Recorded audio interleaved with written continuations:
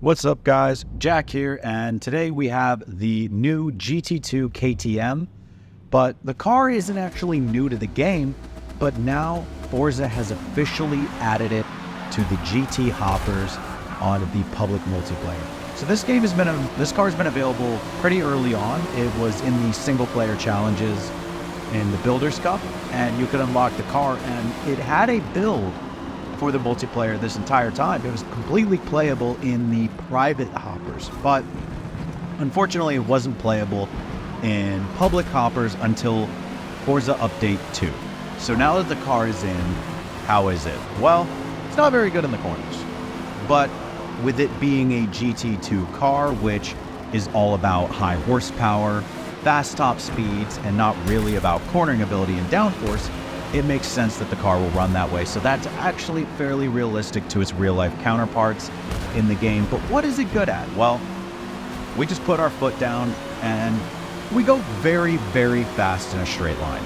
So we didn't really gain too much positions. We didn't really lose any from the start of the race, all the way until we got to the Mulsanne. But now, all we got to do is go ahead and put our foot down and keep an eye on the Ferrari behind us. He's making his way up through with us, and unfortunately he doesn't know what a brake marker is. And he pops up and says a nice hello to us. We've managed to keep the car in the track limits, and we're going to go ahead and be able to put the power back down and make up some more ground. So my goal is really just try and see what this car is really capable of. This is the first time I've driven it in the public hoppers. I have driven this car in a couple of the P1R league races, which has been great, which has been fun. The car's either really competitive or really not. It's hard to balance the car to kind of match the others. It doesn't do what the other cars do. It'll do the same lap times, but it won't do them in the same way. You can see the guy that I'm battling behind me is also actually in a KTM. Big difference on our setup. So I am using SF Farhan's setup on this car, which has no rear arrow. You can clearly see the car behind me. He got a much better run out of the corner. It cannot come anywhere near the same level of straight line speed I have. So I'm of the theory that this guy's probably running full rear arrow to make the car drivable, because this car is very, very difficult to drive. And it's not a car I would recommend that everyone use.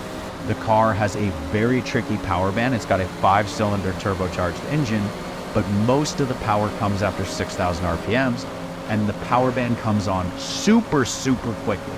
And it is very, very easy to spin the rear tires and get loose on corner exit, where you lose your ability. Another issue is, as you're gonna see, look how far back they were, that both of them were able to last minute dive bomb and sneak back by me in that braking zone, because this car is just that much slower in the high downforce corners. The car's front grip is fairly good. It's got very good turn-in, but the big question mark is the rear downforce on the car. There just isn't enough to really keep the car planted, and with the tuning on this car, it's very, very tricky, which is why I'm not even using my own tune for this car. I recommend downloading SF Farhan's tune, because he's a really good tuner. And well, you can see we managed to make it to first place. We got passed back by this Mercedes, but I'm feeling pretty confident we're going to get back by him by the time we get to the front stretch.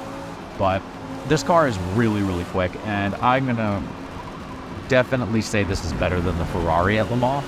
It pretty much has the same kind of top speed, but it doesn't have the weight. So the Ferrari has significantly more weight and just feels very, very heavy. You can really feel it in the slower corners.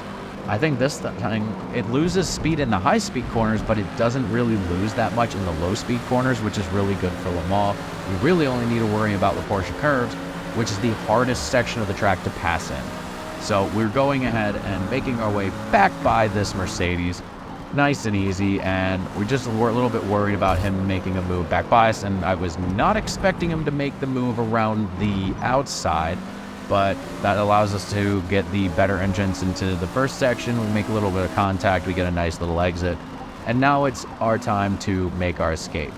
When racing at Le Mans, if you find yourself up against one of these KTMs, the one thing I'd really push is staying very close to them in the corners. There is a tiny bit of aero wash still in the game. It's not as much as it used to be, but you can still get them a little bit loose, and but putting that pressure on, you can negate their corner exit and their acceleration. So right here, I wasn't able to get a good exit.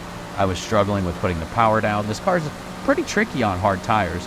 So we're trying to make our way away from this guy. He's running on mediums. He's planning on pitting, and he's able to keep up really, really well on this straightaway. He's only 0.6 of a second back by the end of the straightaway.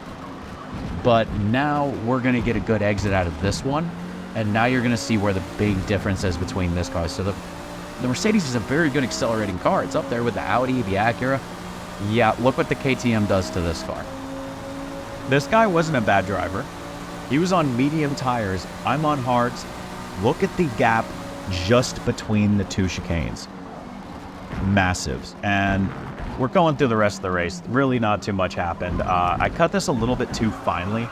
Gave ourselves the one penalty. One thing I'd recommend when driving this car is really make sure you're just being smooth and not to overdrive it. It's very easy to overdrive and underdrive this car. If someone can figure out a tuning setup for it, this thing is going to be insanely quick everywhere, because the only weakness is really, really bad, which is the corner exits. It's just so tricky, and it's incredibly tricky on that last lap of Le Mans. So when you run the hard tire no stop strategy, you are going to end up with a really slow last lap, but the offset is you didn't have to go down the pits. So if you didn't lose enough lap time on the track, you will run a faster race than if you were planning on making a pit stop. Now, even with overdriving and ending up in the gravel here, I'm really not in any concern whatsoever of getting passed by the cars behind. So we're just going to kind of tootle along until the end.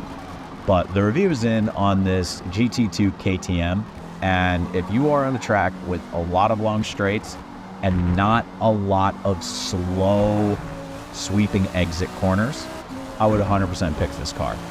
Make sure you are very cautious on the throttle. Once you start spinning those tires, it really wants to keep going.